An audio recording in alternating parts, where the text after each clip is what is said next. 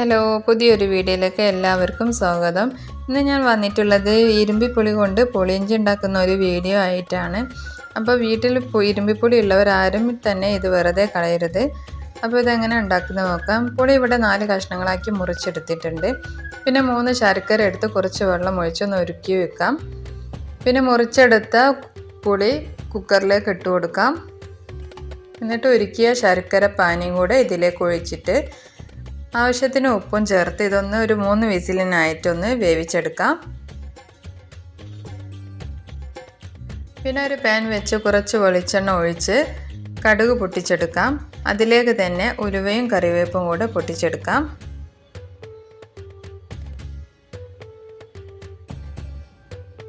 കുറച്ച് ഇഞ്ചി ചതച്ചതും വെളുത്തുള്ളി ചതച്ചതും ചേർത്ത് ഒന്ന് നന്നായിട്ട് ആ ഒരു കളർ മാറുന്നത് വരെ ഒന്ന് ഇളക്കി കൊടുക്കാം.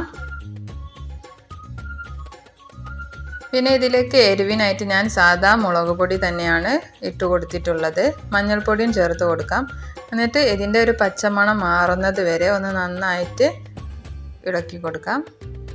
പിന്നെ നേരത്തെ വേവിച്ച ആ പുളിയുടെ മിക്സ് ഇതിലേക്ക് ഒഴിച്ചിട്ട് ഒന്നുകൂടെ നന്നായിട്ട് ഇളക്കി കൊടുക്കാം.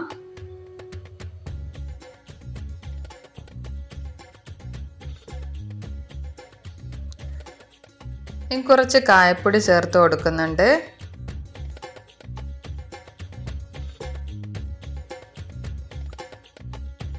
അതുപോലെ വിനാഗിരിയും ഒഴിച്ചു കൊടുത്ത് നന്നായിട്ട് ഇളക്കി കൊടുക്കാം.